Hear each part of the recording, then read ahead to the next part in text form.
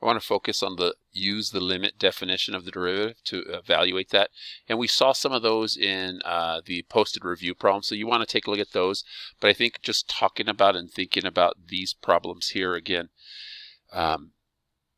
we are trying to evaluate, right, what the derivative of function is, and what many of you are remembering are the shortcuts, like from problems 7 through 12. But prior to that, we had to look at the derivatives, find the derivative using the definition, right, which is we're looking at points get closer and closer together on a function. So let's make up some space here for you just to kind of remind you again what we're doing here.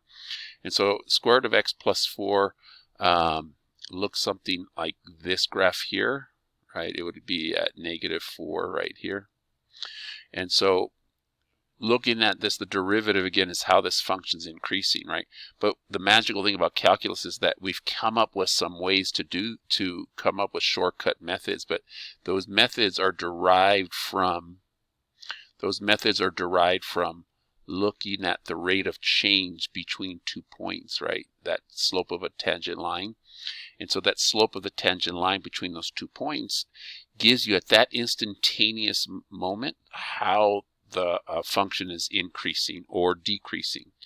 And so the way we do that is through measuring and checking, right, 2 points that are really close together, right? So let's say this point is x, and this point's a little bit more, right? And then so what we learn to call that is x plus h, right? Just a little bit further along the x-axis than where x is. And so then to do this, you have to remember then we're going to calculate the limit. Sorry for that messiness. I'm using an iPad. As h approaches 0, right? So as h, the x and x plus h, right? Those two values get closer and closer together. We're looking for the limit of f of x plus h minus f of x. You want to remember that, divided by h, right? What happens when those 2 points get closer and closer together, and the distance between those 2 points is h, right, in the x-axis. And so that's how you would do that.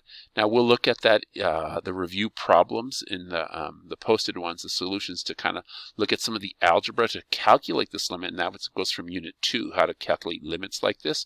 But you use this function and then you plug in there.